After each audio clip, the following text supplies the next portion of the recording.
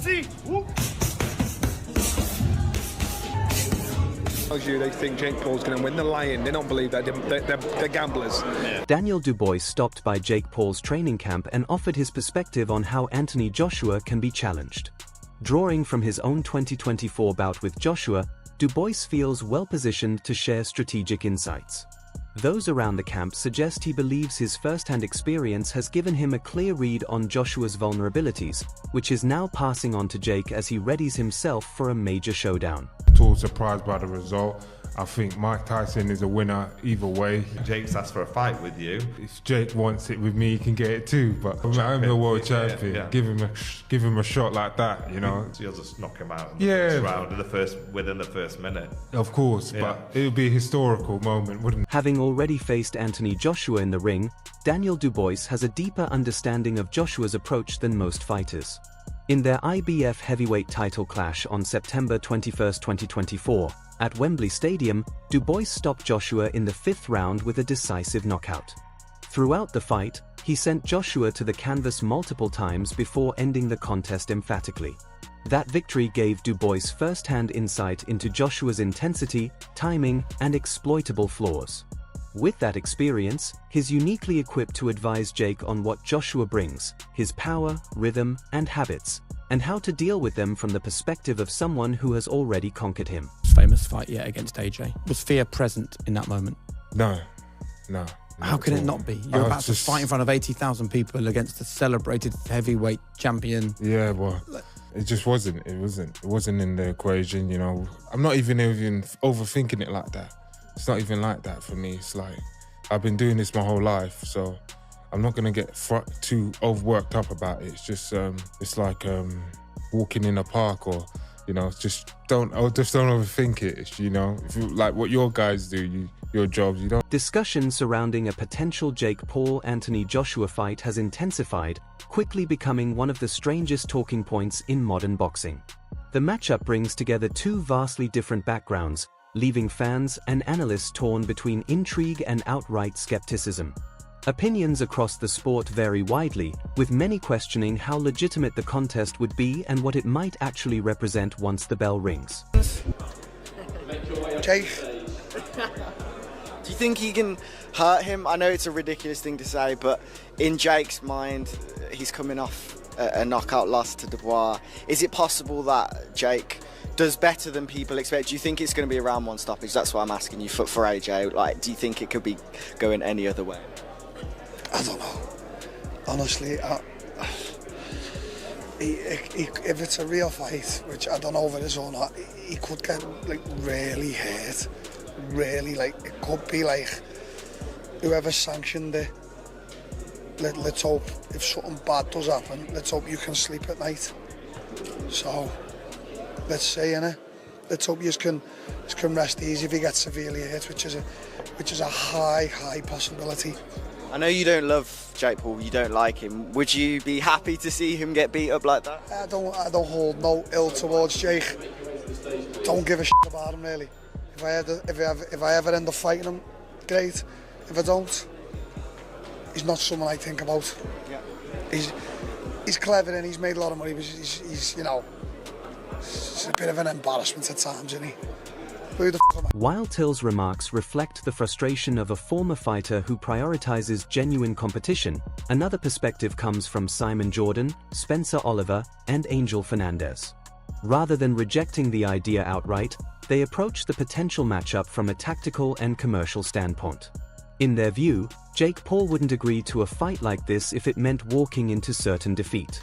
They believe there must be factors behind the scenes, specific terms, conditions, or strategic advantages that make the gamble worthwhile. Their conversation suggests this decision could be part of a broader, long-term plan for Jake's career. Stepping into the ring without preparation or leverage would almost guarantee failure, and they are convinced that isn't the case. Instead, they argue Jake would enter the fight with a calculated level of assurance that the public may not yet see. Because it's not going to be, Jake Paul's going to not be that stupid enough to put himself on offer for that. Yeah. Well, I don't think Jake Paul is good enough to stay away from Anthony Joshua for even 3 minutes, never mind 3 rounds. I don't think, obviously, he's not from a boxing background, so he won't have that ring IQ of knowing where you are, backing up to the ropes. You can sense the both ropes beside you, and you know you're getting close to the corner, so you take a step out. He hasn't quite got that just yet, and the relatively short period of time that he has been boxing, he's done great, by the way, to get to the stage he's at. But there's great for a YouTuber, and there's great for a two-time heavyweight champion of the world. He's an Olympic gold medalist, and that's where he's going to find out, I think. Where are you? I mean, I said it a moment ago, which is Jake Paul's quote about Anthony Joshua being chinny. I've said repeatedly, without wanting to be disrespectful, having never laced any gloves and can't do one scintilla of the things that you boys can do, that I always felt that when Anthony Joshua got hit again, despite the build-up after Jermaine Franklin, Robert Helenius, Otto Wallin, and Ngannou, that I thought he would get stopped or have challenges. This assertion that Jake Paul's making that Anthony Joshua is chinny, is there? I mean, I know you're going to be respectful and courteous to the person you work with. Can you see any evidence of that in Anthony? I mean, obviously people talks about, like, obviously from the Klitschko going into the Ruiz, going into Dubois. Obviously there is questions about it. I mean, how I consider someone chinny is someone that actually, the moment you hit the person basically just like doesn't come back. It's just chinny. For me, is someone chinny that the moment he gets hit, he doesn't get up. And I think AJ has shown character in terms of like being in the back, being on the floor, stand up. Johnny Nelson adds another layer to the discussion, capturing both the buzz and the doubt surrounding the potential clash. He argues that anyone seriously claiming Jake Paul could beat Anthony Joshua is likely not being honest, even with themselves. According to Nelson, those predictions are driven more by betting speculation than genuine confidence in Jake's boxing ability. He doesn't believe there's a credible scenario where Jake could compete with a fighter like Joshua, whose career has been built against top-level heavyweight opposition. Still, Nelson isn't entirely dismissive. He gives Jake credit for reinvigorating the sport, drawing renewed attention to boxing at a time when interest had begun to fade. Nelson acknowledges that Paul has successfully captured younger viewers and injected fresh energy into the scene, even if the fight itself stretches believability. Joshua, again, it's an opportunity for Anthony Joshua to wait. Well, he's given him 60 million reasons to fight him, so it doesn't matter what anybody says, nobody's going to turn it down. Nobody will turn it down. And my only worry is Anthony Joshua goes in there and thinks it's just so easy. And it's very hard to lift yourself against somebody you know shouldn't be even in your shop. It's very hard to lift yourself, and that's when you make mistakes. We know Anthony's made mistakes before. Will he make a mistake again? I really don't believe so. If anybody tells you they think Jake Paul's going to win, they're lying. They don't believe that. They're gamblers. So it's like it's just one of those things. But you know, they've built it right. Everybody will be watching it. So you've got to commend Jake Paul. You've got to respect Jake Paul, because this is because of him. You know, you look at the noise that's there. It's like it's people that aren't even interested in boxing going to watch this. So Jake Paul's mindset in regards to how he promotes himself should be a big lesson for young guys like this that are on this boat, for young fighters coming through. Be your own promoter, push yourself, make it that the promoters need you more than you need them. So you're selling that 5,000 tickets each time it says you're fighting, your name's on a poster. So that I commend Jake Paul. And I also commend him for his bravery, because in reality he should get absolutely battered in reality. And that's what AJ should do. We should knock him out. He should torture him round after round. Hit him, hurt him, pull off, hit him, hurt him, pull off. Let him learn the harsh lessons. You get knocked out, it's over, it's done. You know, but if you hit and you beat up thinking, wow, then you understand your level. That's what AJ needs to do. Eddie Hearn, familiar with both camps, offers a more measured and thoughtful take on the situation. He points out that the burden largely falls on Anthony Joshua, who is expected to dominate. For Joshua, the potential downside is greater. An easy win would be brushed off as routine, while anything less than a swift finish would raise questions about his form. At the same time, Hearn stops short of completely dismissing Jake Paul. He acknowledges that Jake isn't hopeless in the ring and suggests he could hold his own for a short stretch. Hearn even describes him as resilient and composed, noting his ability to absorb shots without falling apart. That said, he emphasizes that regardless of Jake's confidence, the difference in experience and ability between the two fighters is still enormous. Promoting AJ, I won't be pushing and promoting the show like normal, but you'll see me. You'll see me all week, and I'll be around AJ like I am every fight week. And we're taking this very seriously. It's not like we're not going into this week in Miami as a laugh. We're not saying, oh, it's Jake Paul, or this is going to be like we're expecting a test, and we're expecting and preparing like we would if we were fighting a world-class heavyweight. I don't think you would expect anything less from AJ. He's not mucking around. He's not laughing and joking. You know, he's relaxed, but he knows he's fighting next week on a massive stage in a fight that's very important for his career and very important for boxing in general. What conversations have you had with him in the past few days, last week? What has he said to you? Nothing really. It's been exactly the same. You know, there's a huge amount of pressure because I guess you don't really know what to expect. You know, like, the boxing world says, oh, he'll just go in there and smash him to pieces. Like, I don't expect Jake Paul just to go in there and fall over. Like, he's got some pride, he's built some ability, he's been sparring Akoli and Sanchez and Jared Anderson. He's getting hit by big heavyweights. I don't think it's just going to be like he gets hit by a jab and turns his back and runs away. I think he's a tough young man. But he will find out all about levels and power and the danger of taking a fight like this. And he's going to get viciously knocked out. The only thing is, like, how badly he gets knocked out really depends. It probably comes down to a little bit of luck. Like, he needs to get lucky and nothing to land too clean. You know, and he can go over and, you know, he can't get up and the ref stop. That'll be a massive result. You know, the biggest result for Jake Paul right now is that he gets away with it by not getting hit. Lawrence Oakley offers a contrasting viewpoint, shifting the focus away from Jake Paul and toward Anthony Joshua's mindset. He suggests Joshua isn't approaching the bout as a demanding technical test. Instead, AJ is reportedly using the training camp to sharpen his physical condition, reinforce his confidence, and stay active.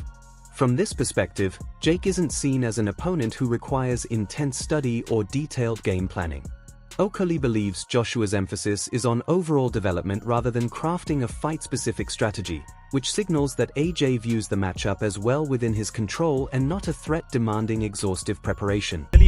AJ is always plotting his next move. I believe him teaming up with Usyk is more than him just training with the best. It's him targeting Fury. Who better to learn from than the team that beat him twice? Killed two birds with one stone. The same reason he was training with Ben Davison, Tyson's former trainer, to get inside knowledge. And yes, the partnership did not work, but I'm pretty sure he would have picked up some valuable info on Tyson. Will it be enough? I'm not sure, because AJ needs to be mentally right.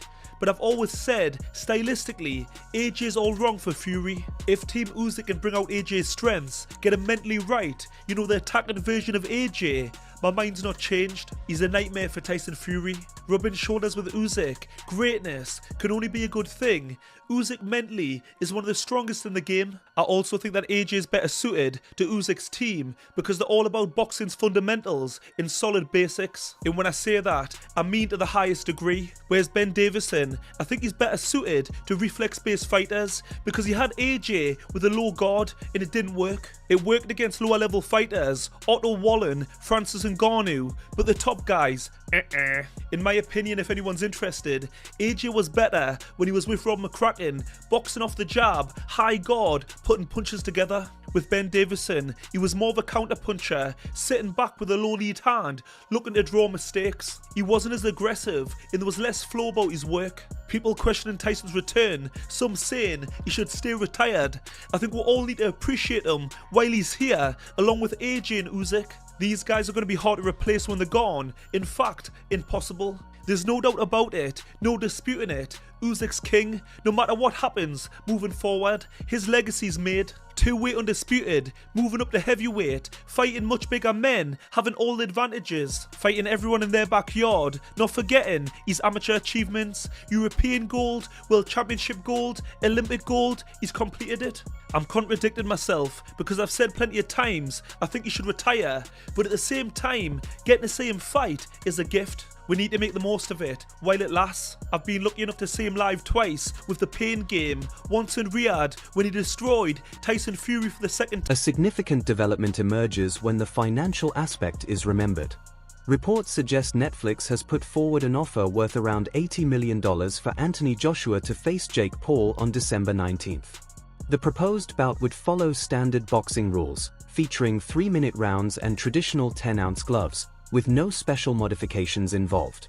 The size of the deal highlights the streaming giant's push for blockbuster global events and underscores Jake Paul's drawing power with mainstream audiences. For Joshua, the incentive is obvious, but it also adds another layer of pressure. Accepting a deal of that magnitude comes with the expectation of delivering both dominance and spectacle, satisfying hardcore boxing fans while also captivating a much wider audience. Boxer. He's not taking nobody dive to Jake Paul, okay? He's not following nobody's script with Jake Paul, okay? And the difference is, because I've seen a lot of people say, this is a circus. No, it's not a circus. Anthony Joshua's coming off of a knockout loss. He's been out the ring for a year, and he has serious fights already lined up. Not to mention, the only fight Anthony Joshua ducked in his entire career, unlike Gervonta Tank Davis, is the Deontay Wilder fight. He fought Alexander Usyk twice. He fought Daniel Dubois. He fought Dillian White. He fought everybody in the heavyweight division outside of Deontay Wilder. And he is trying to fight Tyson Fury now. So he fights the who's of who's in the heavyweight division. Okay? So, yes, he ducked Deontay Wilder, and we are well aware of that. But he's trying to fight Tyson Fury. So that's the only guy that he ducked. Gervonta Tank Davis has a fight that he arguably lost in a controversial draw to Lamont Roach, and he was ducking that to fight a guy that he said that he's not able to fight above 135 pounds, and fighting at 140 was uncomfortable. He's going to fight a catchweight fight at 195, 50 pounds heavier than the 40 pounds that he said was uncomfortable for him to fight, against a guy who is 6'1" with a 76-inch arm reach, but couldn't give us the fights we wanted to see in and around his division. That's not what Anthony... Barry McGuigan delivers one of the strongest reactions, shaped by a lifetime spent around elite heavyweights. He cautions that Jake Paul may be stepping into territory far more dangerous than anything he has faced before. In McGuigan's view, this situation goes beyond hype, social media attention, or the influencer boxing wave. He emphasizes that Anthony Joshua's power is legitimate and well-documented, not manufactured for promotion. Joshua has knocked out experienced professionals, fighters who have trained for years and are conditioned to absorb punishment. McGuigan worries that once the first clean shot lands, the consequences could be severe. His warning echoes the concern shared by many veterans of the sport who struggle to imagine someone without Joshua's pedigree safely sharing the ring with him. Some people are saying, you know, AJ's grabbing the bag. There's nothing wrong with that, because anybody else, if they got offered that kind of money, they would do it. So, yep. And some people are suggesting he might damage his legacy. Where do you sit with the decision of him taking that fight? And it's a professional 8-round fight as well. Yes, it's a highly dangerous fight for Jake Paul. I don't know what he's doing, unless they have done some sort of caveat or some sort of agreement that he says he's going to go easy on him, or he's not going to go flat out. But you know, I've been tossing this up and down in my mind and trying to figure how, and under God, when he had agreed to fight someone like Tank Davis, who is, you know, several divisions below him, that's more like what Jake Paul does, and then he goes from there to fighting Anthony Joshua. I mean, just look at what happened to Francis Ngannou, who's a big, athletic, tough guy and had gone 12 rounds with Tyson Fury and given him a real ding-dong, and then he gets absolutely obliterated in a round and a half against Joshua. That shows you, despite the fact that he's been knocked out since by Daniel Dubois, who could knock out anybody, by the way, in any weight division or in any era of the heavyweight division. He's such a powerful guy. He could knock anybody out if he hits them properly. But you know, it just. That wraps up today's video. Thanks for watching, and stay tuned for more updates. See you next time.